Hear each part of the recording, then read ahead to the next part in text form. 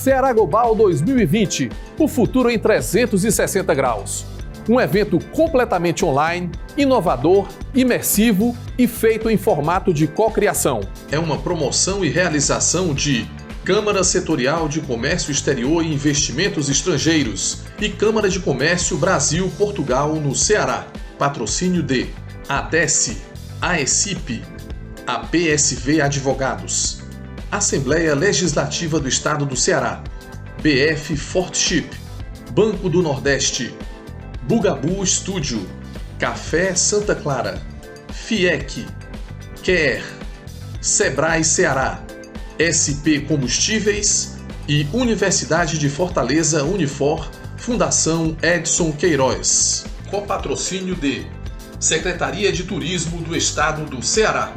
Apoio de Casa Azul Ventures, Elephant Coworking, Federação das Câmaras de Comércio Exterior, Instituto Brasil-África, Junta Comercial do Ceará, Mango Ventures, Observatório France, Trends CE, Vetor Marcas e Patentes, Winds for Future, apoio institucional de Apex Brasil, Fé Comércio Ceará e Complexo do PECEM, apoio tecnológico de Mob Telecom e Project TI, TAPE, organização de Prática Eventos e Move On, Media Partner, Grupo O Povo de Comunicação. Estamos de volta com a programação do Ceará Global 2020. Espero que você esteja aproveitando e conhecendo também um pouco da cidade de Fortaleza nesse nosso tour virtual que o evento está permitindo.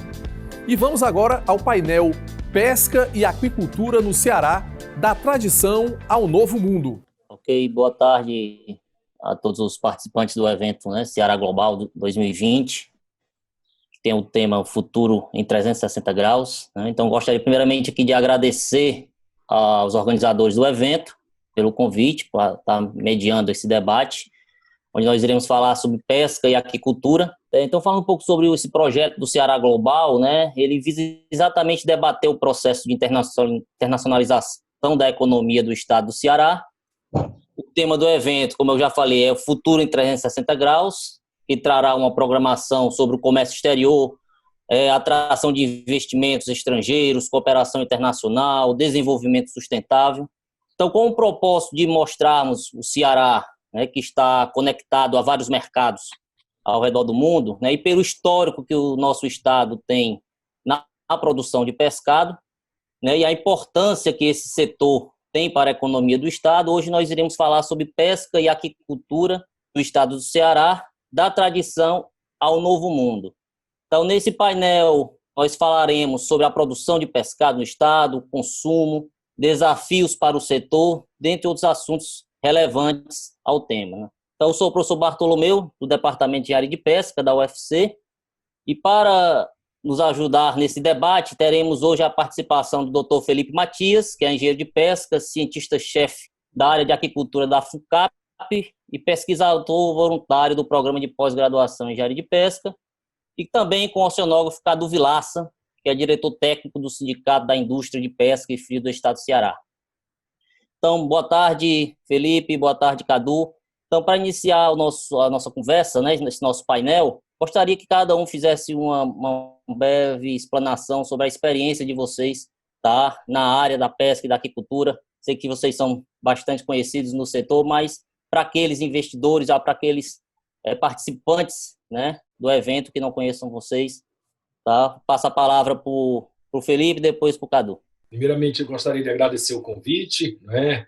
É uma honra muito grande estar aqui com o professor Bartolomeu e com o Cadu, pessoas que conseguem exprimir aí a representatividade da pesca e da aquicultura aqui no nosso estado, né? O Bartolomeu via universidade e o Cadu pelo setor privado da pesca. Bem, o meu nome é Felipe Matias, eu sou engenheiro de pesca e administrador de empresas, tenho um MBA em gestão empresarial, mestrado e doutorado em aquicultura. Durante 7 anos eu fui secretário nacional de aquicultura no Ministério da Pesca e depois secretário executivo da Rede de Aquicultura das Américas, da FAO, que é o organismo da ONU, que cuida de alimentação e agricultura. Então tenho 25 anos de experiência no setor de aquicultura. Nesse período, tive a oportunidade de estar em todos os estados do Brasil e em mais de 30 países, sempre trabalhando com aquicultura. Então, eu fico muito satisfeito de poder fazer esse debate, essa troca de ideias, essa discussão aqui no meu estado, né, no Ceará, e que com tanto pioneirismo que o Ceará tem, com tanta potencialidade que o Ceará tem para os novos negócios futuros na área do pescado. Boa tarde, e agradecendo também a organização pela oportunidade. Bom, eu sou formado em oceanografia lá no Rio Grande, já há 35 anos, e a vida toda me dediquei à pesca. No começo, de uma forma até diferente. Eu fui para barco mesmo, trabalhei como tripulante, conheço várias pescarias da forma prática, principalmente no sul do país, mas também vim para o Nordeste em 2007, já para gerenciar uma empresa aqui no estado de Ceará, e me apaixonei. Desde a primeira chegada, impressionante a energia, a força e o potencial que tem aí, que aos poucos está se desenvolvendo. A gente está enxergando cada vez mais a riqueza, as possibilidades de exploração dessa riqueza da fauna silvestre, da fauna nativa aqui do nosso estado, recursos migratórios, recursos locais mesmo. E a gente está trabalhando no sentido de tirar, porque a pesca sempre é relacionada a um subdesenvolvimento. Todo mundo, quando se fala em pescador, tem aquele olhar de que é uma atividade marginal, que é um segundo negócio. O nosso trabalho tem sido e continuará sendo, esperamos, no sentido de elevar o nível, elevar essa atividade a sua verdadeira função econômica e social. Eu gostaria de falar primeiramente com o Felipe, né? Felipe, gostaria que você falasse um pouco para a gente, né? Dando um panorama da produção mundial de pescado via aquicultura, né? Isso mundialmente, e como é que o estado do Ceará está inserido nesse cenário mundial? A FAO é o organismo que recolhe os dados estatísticos de aquicultura e pesca no mundo. E recentemente, no último mês de junho, publicou os últimos dados, que é o SOFIA 2020, né, com os dados de produção mundial de pescado. Esses dados eles mostram uma tendência que a gente já tem nos últimos 20 anos. Né? Nós tivemos uma produção de 178 milhões de toneladas de pescado sendo produzidas no mundo.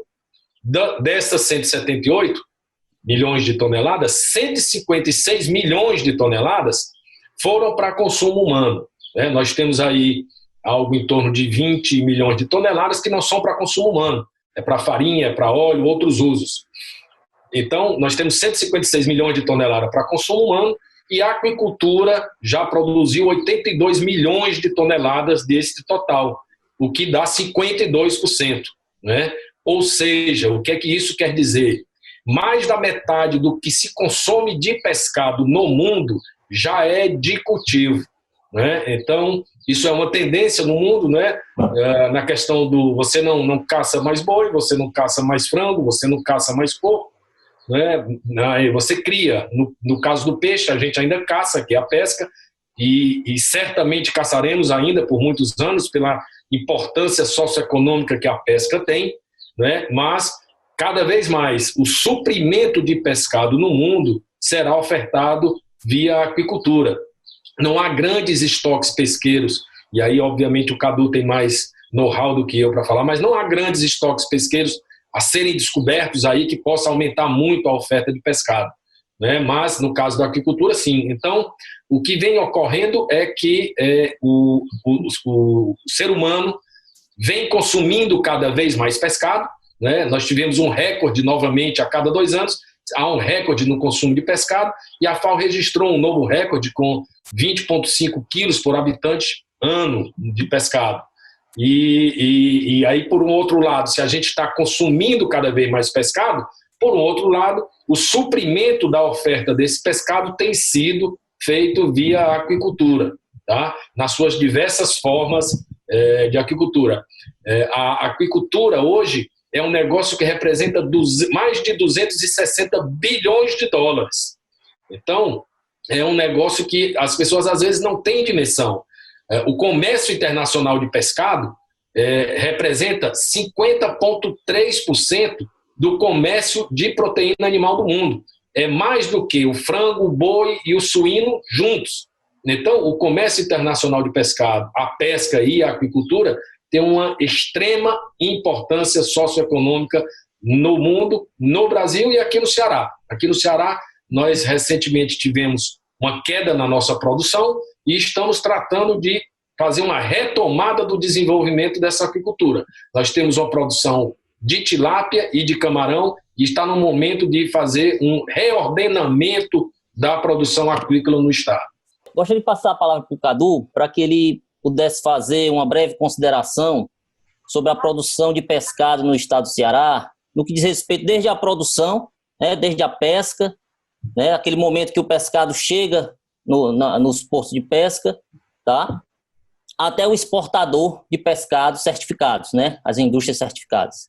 A pesca, primeiro, começando a dizer que o estado do Ceará, geograficamente muito equatorial, ele está localizado já em águas de baixa produtividade. Isso é natural, isso é da oceanografia física, química. A produtividade dessas águas ao redor do mundo equatorial costuma ser baixa, a não ser quando estão associadas a fenômenos de ressurgência, que não é o nosso caso. Essas águas, entretanto, têm muita diversidade, e nessa diversidade se destacam aqui no estado do Ceará a lagosta, o pargo, o serranídeo, que são as garopas, o serigado. Então, existe uma produção que, em volume, pode ser não tão importante, mas ela tem um enorme valor, porque são produtos de alta gastronomia, produtos de realmente grande procura por internacional e nacional também. Nesse sentido, o que acontece? O pescador cearense, aquele pescador habitual que a gente vem na cabeça, que é o da jangadinha, que sobe 3 ou 4 homens, sobe numa jangada daquela e sai para pescar. O alcance dessa frota, ele é restrito primeiro por condições naturais e também por segurança. Então não é uma frota que sai muito da costa, trabalha de 4 milhas para a terra, trabalha em baixa profundidade, que está bastante associado a uma área de recrutamento de algum desses recursos que eu falei para você. Recrutamento, que é a chegada dos jovens, ainda não reprodutores, ao estoque adulto, ao estoque que vai ser explorado pela pesca comercial.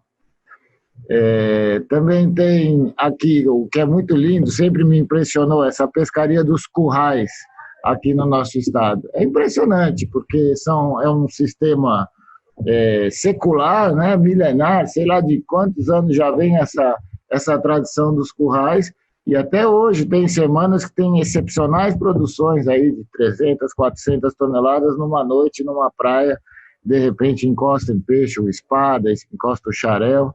Então isso é tudo muito bonito, isso tem todo um histórico e tem uma plasticidade nessa atividade que ela é muito bonita.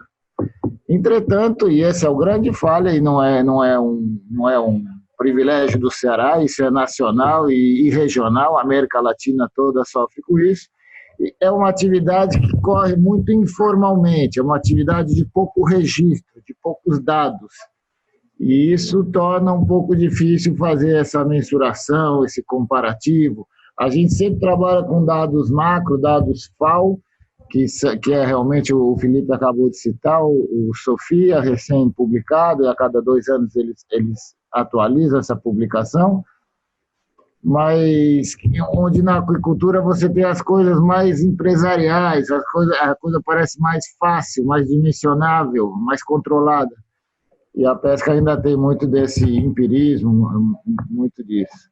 Mas o que está acontecendo é que os mercados estão se amadurecendo. Os mercados europeus, mercados mercado americano, ele hoje demanda políticas de sustentabilidade. O consumidor hoje de um país evoluído, ele quer saber, ele está comendo o quê? Qual é o caminho? Como é que esse produto veio parar na minha mesa?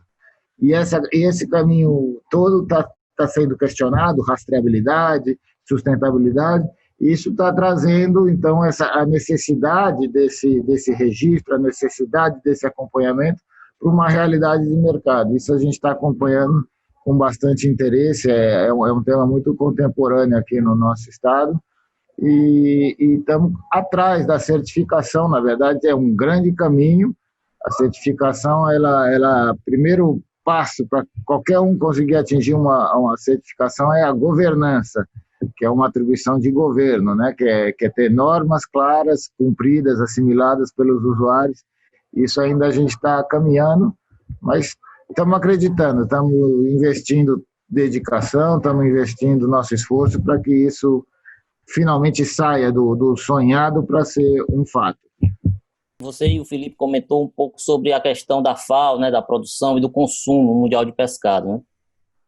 Vem batendo recorde ano a ano, e o Felipe frisou muito bem essa questão, tá? Então gostaria que cada um falasse um pouco sobre essa questão da produção, sobre o consumo do pescado, tá, pelas populações, e que hábitos cotidianos, né, devem ser estimulados e quais devem ser rejeitados para impulsionar o consumo do pescado. A produção de pescado, ela é um negócio fascinante, né? Porque, veja só, se por um lado nós conseguimos ofertar um alimento nutritivo e de qualidade, que cada vez mais o ser humano consome pescado, como eu disse anteriormente. E por que ele consome mais pescado? Porque ele quer um alimento saudável, né? Então as pessoas reconhecem no pescado como um alimento saudável. Então este alimento saudável, ele serve, nós temos uma verdadeira epidemia de obesidade, então de sobrepeso também. Então para as pessoas que estão obesas, que estão em sobrepeso, você ter uma alimentação mais balanceada, mais saudável, é muito interessante. Então, essas pessoas começam a consumir mais pescado. Por outro lado, o pescado ele é uma enorme fonte de suprimento proteico. Então, para as pessoas que estão com subalimentação, com subnutrição, também o pescado é interessante, porque vai suprir essas pessoas das proteínas necessárias que o corpo humano precisa. Então, o pescado consegue atender as duas formas de necessidades nutricionais, para aqueles que estão em sobrepeso e obesidade e para aqueles que estão com deficiência nutricional. Então, e estes fatos, aliados ao aumento de renda que a gente observava, pelo menos, né, na maioria dos países, nos últimos 10 ou 20 anos, proporcionou que as pessoas, aumentando mais renda, passassem a consumir mais bens e, dentre esses bens, mais alimentos. E, dentre os alimentos que elas consideram mais saudáveis. Então, daí vem esse sucessivo recorde do consumo de pescado, e trabalhar nesta atividade é um privilégio porque nós conseguimos atender as duas fontes. E, além disso, ainda tem um outro fato, né, no caso da produção de pescado via aquicultura, que é um grande agronegócio, né? Se por um lado nós temos um grande agronegócio com os sistemas produtivos de commodities, como o cultivo de tilápia, como o cultivo de camarão, como o cultivo de salmão, que gera uma enormidade econômica para as grandes empresas que assim trabalham. Por outro lado, nós temos a produção de produtos menos nobres, né, com, por exemplo, uma tilápia de 200 a 300 gramas que é consumida na América Latina e na África, e aí esse uso é muito mais para uma questão de diminuição da fome e da pobreza. Então, numa mesma atividade, nós temos um foco que é o agronegócio e o outro lado que nós temos a diminuição da fome e da pobreza. Então, é um privilégio muito grande ter uma atividade que proporciona todos esses vieses e por isso ela vem se desenvolvendo tanto nos últimos anos, não só no mundo, mas como também aqui no Brasil. Perfeito, Felipe. E também a diversidade, né, de novos produtos, como você falou, de novos produtos de origem de pescado, né? Cadu, por favor. Pronto, a colocação do Felipe, eu acho que dá uma contextualizada sobre essa tua o que você pede. Eu queria falar um pouquinho dos hábitos. Isso é uma coisa que a gente está trabalhando o ano passado, curioso, e é interessante a gente estar aqui nesse painel. O Sindicato das Indústrias, um movimento do PROME, um projeto de melhoria da pesca da lagosta. A gente já vem trabalhando há 5, 6 anos tentando mexer nas normativas, otimizar as normativas, e tem um hábito que a gente conseguiu mexer finalmente. No ano passado, pré-pandemia, foi publicada uma portaria que entre mexer no período do defeso e outro detalhe, mas olha que interessante. Ela submetia, ela proibia a comercialização de lagosta pelos restaurantes, pelos hotéis, pelo mercado, nos 3 últimos meses do defeso. Porque a gente tem observado, trabalhando bem de dentro, que, na verdade, o defeso não é plenamente obedecido. Muita gente ainda se aproveita desse momento de pouca frota no mar para tirar a lagosta no período indevido e fazer vantagem financeira com isso. E o caminho mais normal, mais aberto para isso, é o consumo de mercado interno, o consumo de turismo, aquele que vem para cá para, não, quero comer lagosta, fui para o Ceará comer lagosta. É importante que nos hábitos, como você diz, no cotidiano, as pessoas sejam sensibilizadas, que está em período de reprodução, em período de defeso, e que não é autorizada essa comercialização.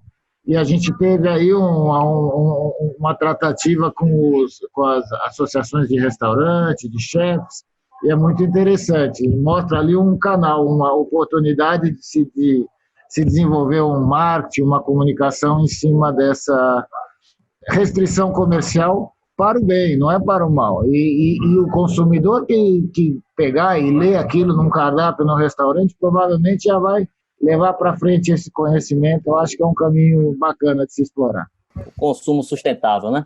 Consumo sustentável, exato. Muito bem. Passando para agora uma próxima rodada de perguntas, falar para o Felipe. Felipe, sabido, né, que a era digital e a influência, né, dessa era que nós estamos vivendo na sociedade, né, conecta você com as informações, com o mundo, quebra fronteiras, otimiza o seu tempo de trabalho, facilita, né, o trabalho da gente e muda também, inclusive, o jeito de fazer negócio, né, empoderando as empresas, né, com a imensidão de dados, interações em rede, etc. Então, nessa perspectiva, de que forma você vê a revolução informacional e as inovações tecnológicas podem e vêm influenciando a aquicultura? Eu agradeço essa pergunta, né, porque eu venho trabalhando muito nisso nesses últimos 4, 5 anos. Eu costumo brincar dizendo que a gente produz pescado para ganhar dinheiro porque as pessoas comem pescado. E isso ainda vai continuar durante muito tempo. As pessoas vão consumir o pescado para comer, né? Porém, existe uma nova infinidade de novos produtos a partir de pescado que o estado do Ceará, o Brasil, tem que estar atento. Eu vou dar um exemplo muito claro, né? A Universidade Federal do Ceará desenvolveu uma técnica de cura de queimados, né? de processo de queimadura a partir da pele de tilápia. Isso não foi feito na China ou na Noruega ou em um país altamente desenvolvido tecnologicamente. Foi feito aqui, no Ceará, na Universidade Federal do Ceará. Então, como este exemplo, nós temos vários. Há muitos anos foi desenvolvida a técnica de hipoxização que revolucionou a piscicultura no mundo, também aqui no Ceará. Então, nós temos um pioneirismo nessa área, só que agora, essa revolução informacional, a inteligência artificial, Big Data, a internet das coisas, tudo isso tem ocasionado uma profunda transformação na produção de pescado, e na aquicultura não é diferente. É isso que eu venho me dedicando nesses últimos anos a pesquisar. Eu tenho identificado uma série de inovações que estão revolucionando. Por exemplo, na Noruega existe um feixe de raio laser que atinge o piolho do salmão, sem afetar o salmão. Então, nós temos que estar atento a esses novos negócios aqui no Ceará. Existem subprodutos a partir, por exemplo, de microalgas, que isso é extraído, a biotecnologia, esses produtos que 1 grama custam centenas de dólares. Então, ao invés de a gente estar só preocupado em produzir quantidade ou toneladas, nós também temos que nos preocupar em produzir gramas com valor agregado. Eu estive em Israel em 2015 e vi o cultivo de uma alga, uma microalga chamada Hematococcus pluvialis, que se extrai a astaxantina dela. Nós estamos com um projeto dentro do cientista-chefe, aí junto com a universidade, com a Secretaria de Desenvolvimento Agrário, de cultivo da Hematococcus pluvialis para tentar extrair a astaxantina, né, que é um antioxidante, e como isto, tem vários outros subprodutos que a gente tem que estar atento, ser pioneiro, e eu tenho proposto, né, pregado, que a FIEC, que o Estado, que a iniciativa privada, a academia, que a gente trabalhe no centro, que eu até chamo de Inováqua, né, que é um centro de identificação de novas tecnologias, de geração de novas tecnologias e de disseminação de novas tecnologias. E aí eu dou vários exemplos, os drones, os robôs submarinos, os sensores para medir a qualidade de solo e de água. Tudo isso são exemplos de novos negócios a partir do pescado ou para o pescado que nós temos que estar atentos.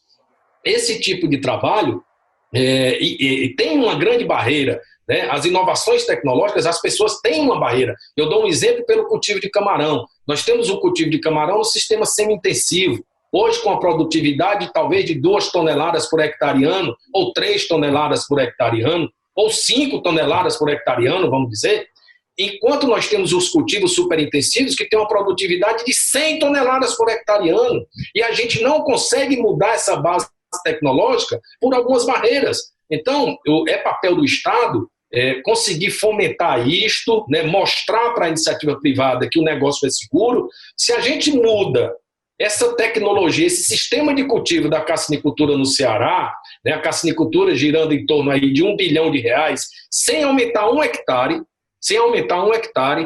com reuso de água e com cultivos no interior, nós sairíamos de R$1 bilhão para R$12 bilhões. Então nós temos que modificar. A agricultura tem passado por uma inflexão, e eu tenho chamado isso de a nova agricultura. Então esses novos negócios é o que a gente tem que estar preparado para desenvolver neste futuro bem próximo. Excelente abordagem, né? Passaria agora aqui para uma pergunta para o Cadu, para falar um pouco mais também de pesca, né? Cadu, né, é sabido que a costa cearense, você falou muito bem, né, é rica em alguns recursos pesqueiros, você falou da lagosta, nós podemos citar também o pargo, né, que foi por muito tempo carro-chefe aqui no nosso estado.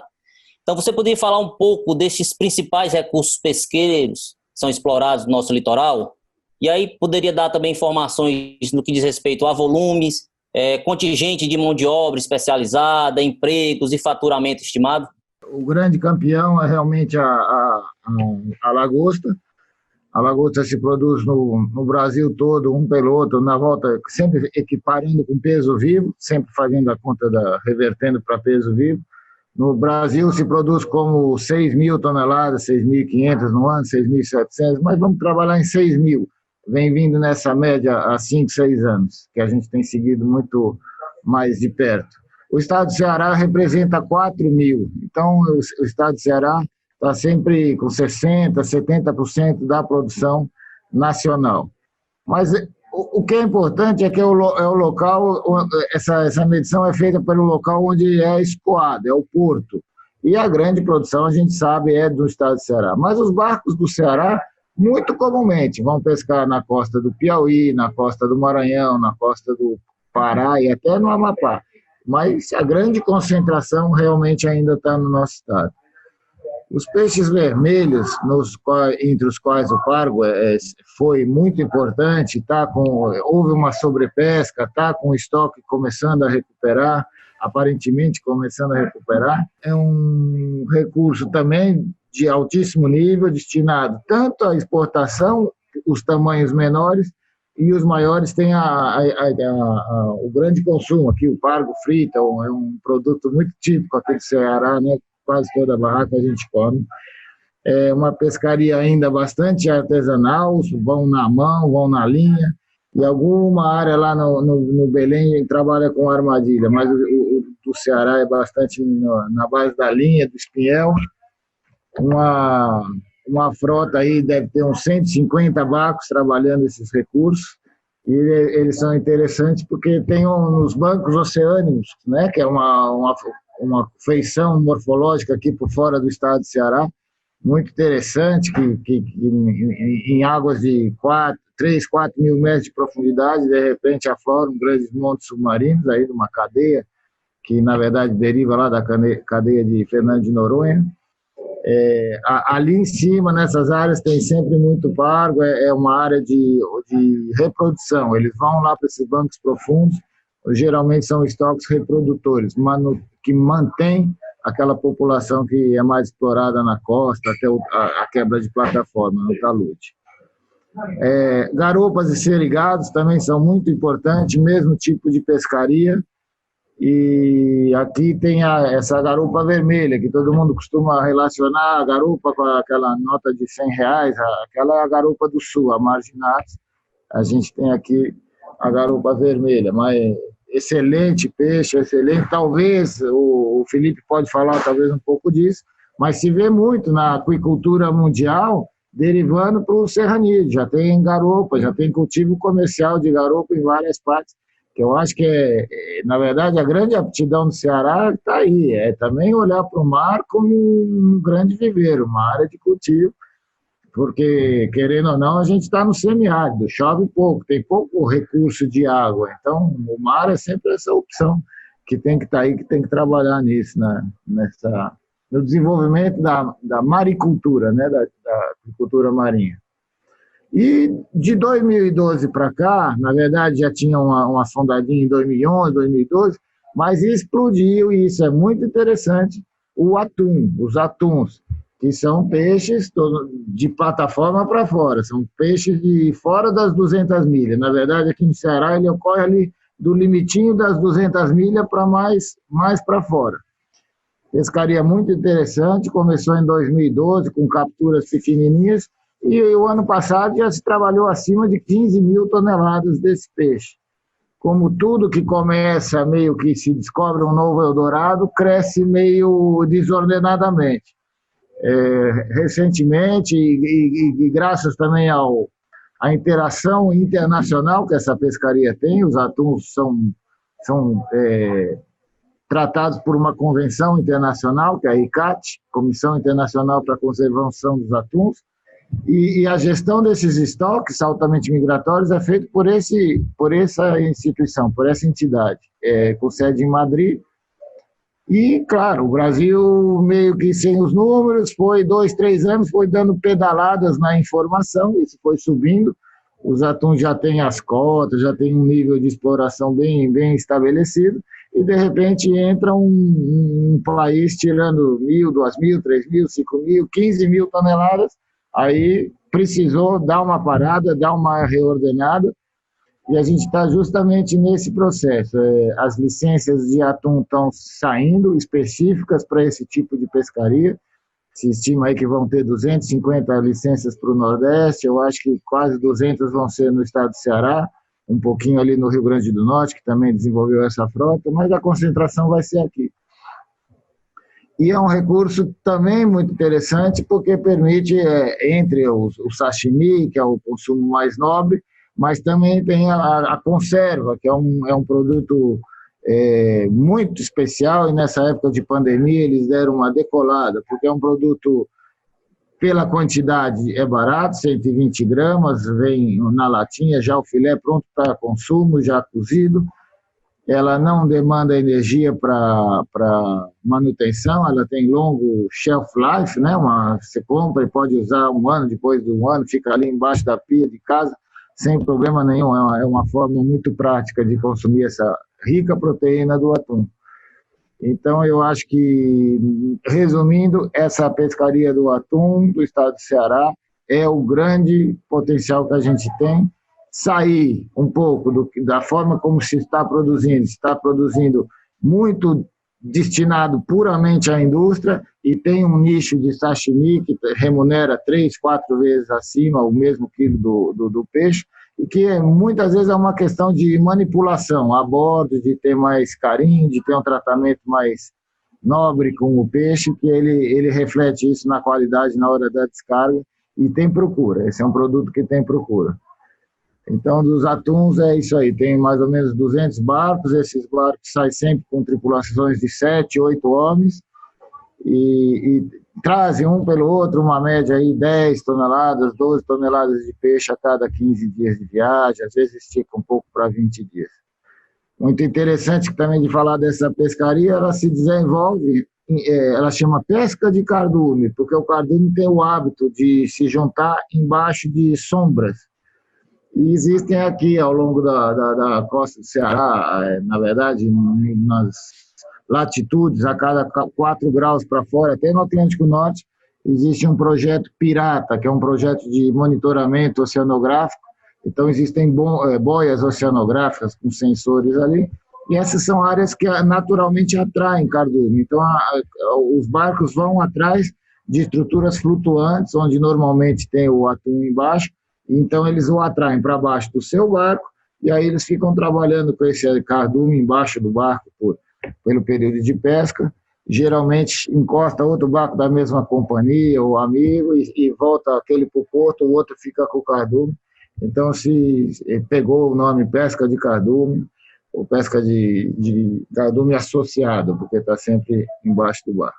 Importante também falar que, né, que como você ponderou bem, quando você profissionaliza a pesca, né, os cuidados que você tem com a matéria-prima no momento da pesca, logicamente que isso vai, né, estender esse prazo de vida útil, tá, e vai melhorar a qualidade, né, do pescado ao longo do tempo. Sempre esse cuidado, né, com a pesca. Então, vamos ter mais umas 2 rodadas.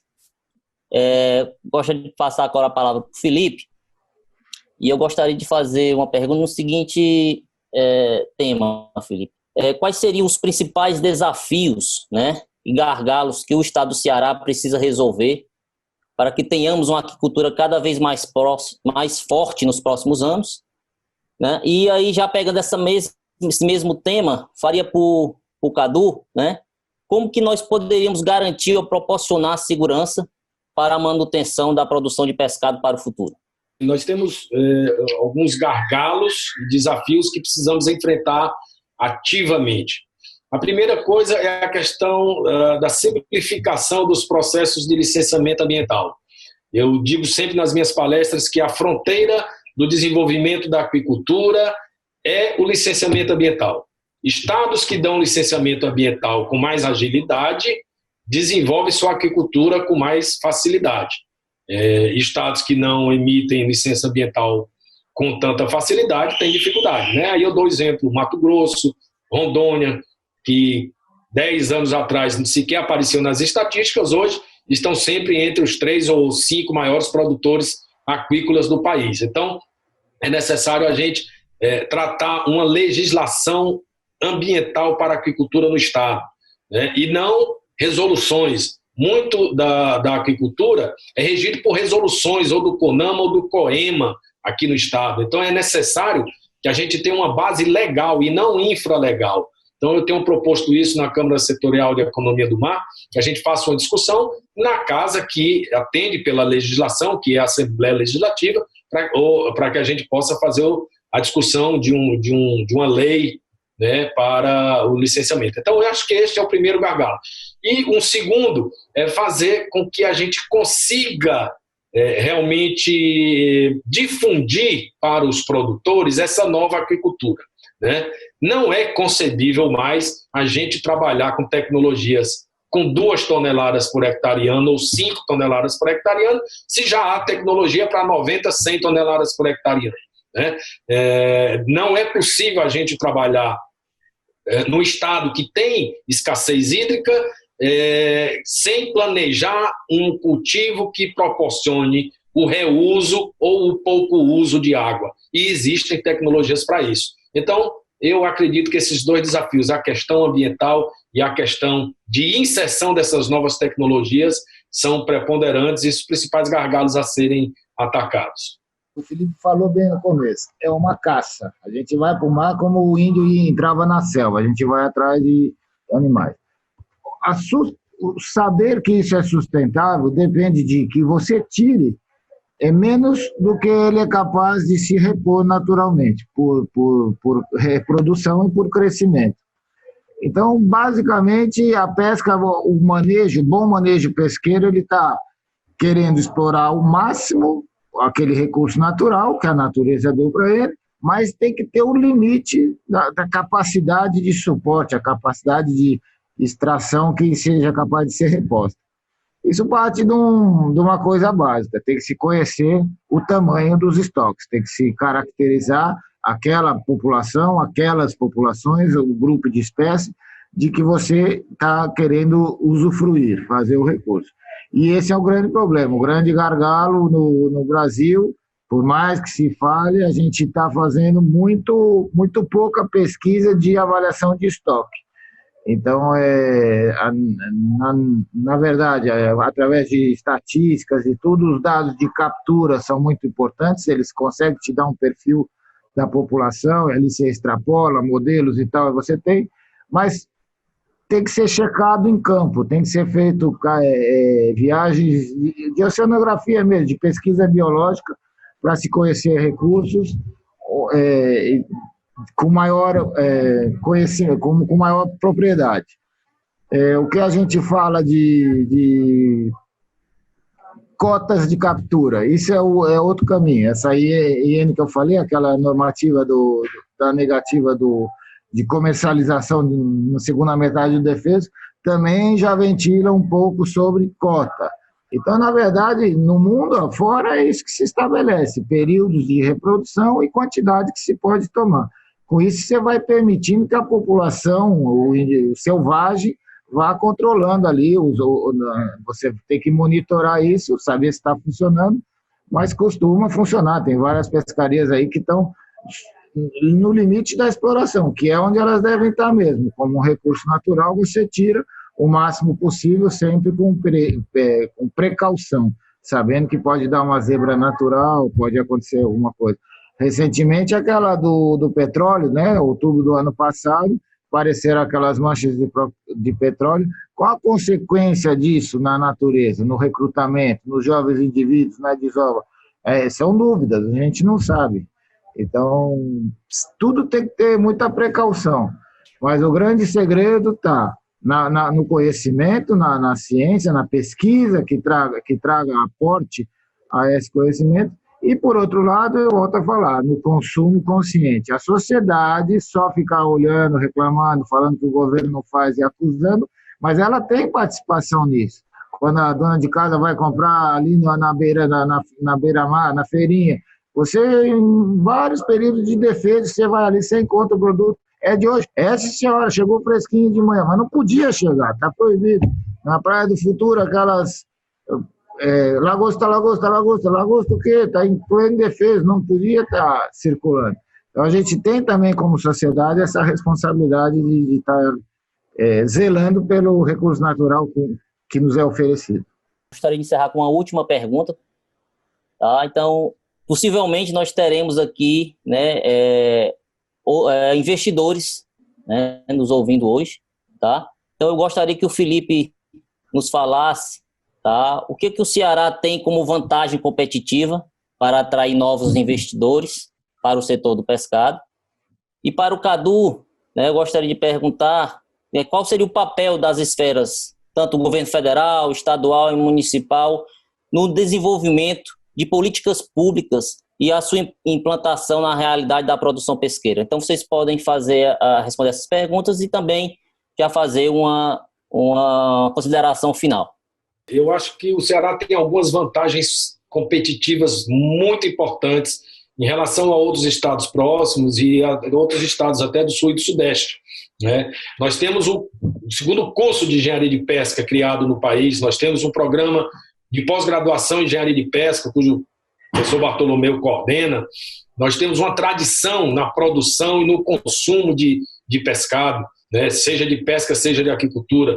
Nós somos o maior consumidor de tilápia do país. Independentemente da nossa produção ter caído, caiu a produção, mas o consumo não. Então, os outros estados estão produzindo para vender aqui. É isso que está acontecendo. Nós somos grandes exportadores de pescado da parte da pesca, né? A parte do pago, lagosta.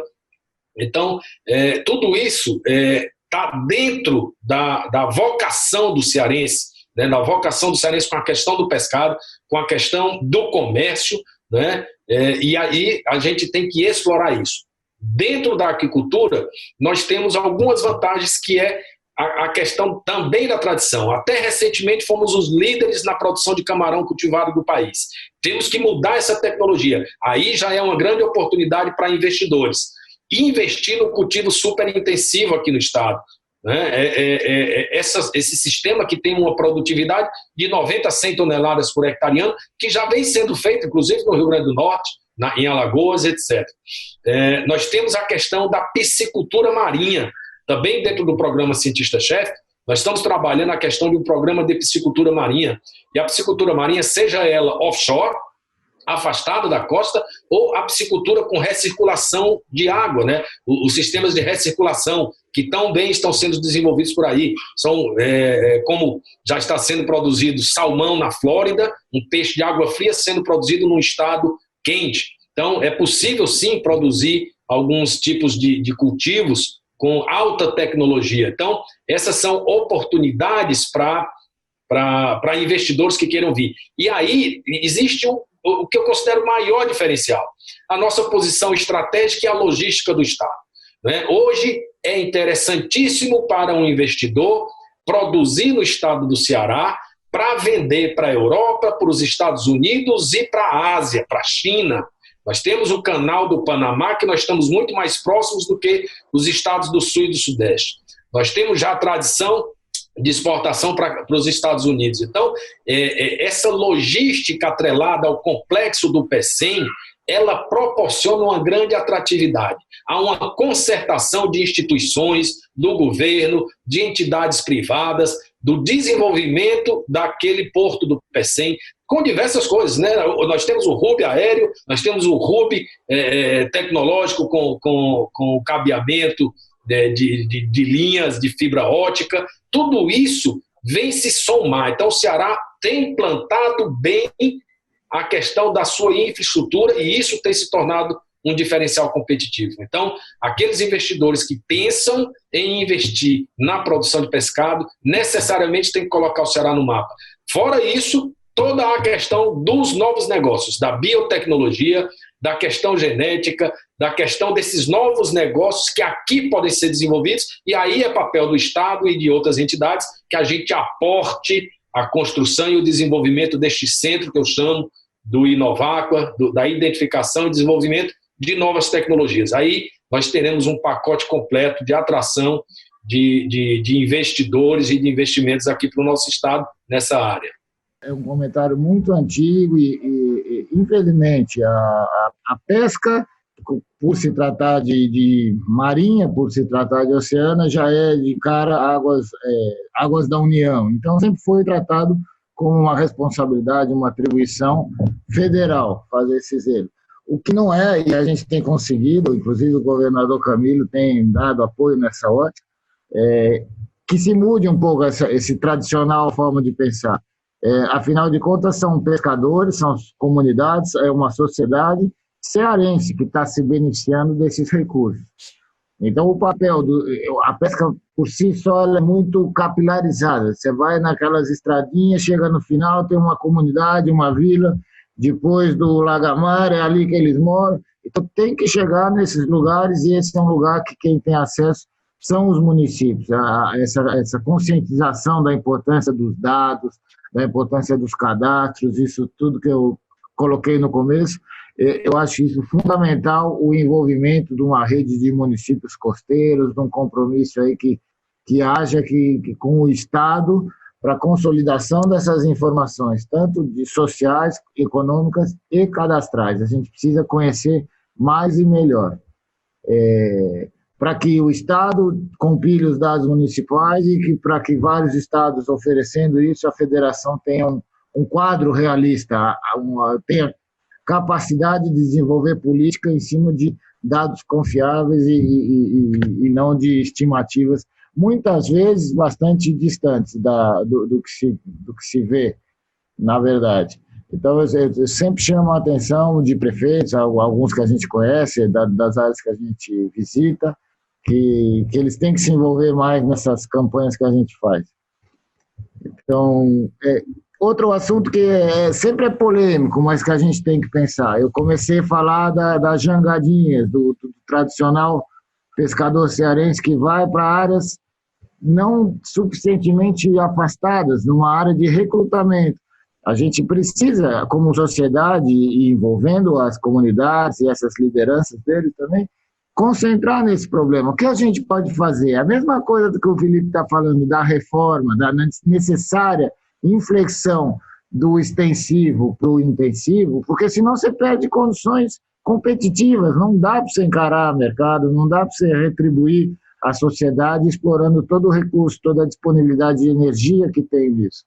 Então, a mesma coisa precisa ser feita uma consideração em cima da característica de frota, não só da deslagosta, de outras frotas, essas de peixinho, de serra, mesmo o curral, se for analisar, quanto não pode evoluir, quanto a gente não pode tirar um produto melhor, uma regularidade melhor dessa produção, para que possa equalizar isso e ter implicações sociais, para que se tenha, como eu disse também, não uma visão de um coitadinho quando você olha para um pescador, mas sim de um profissional habilitado pelo Estado para explorar um recurso público, que é muito interessante, isso é lindo, e você vai em vários outros lugares do mundo, você tem vilas de pesca que os caras saem orgulhosos, eles desenvolvem aquilo com orgulho, e não como uma subsistência, uma esmola, não é assim que deveria ser encarado.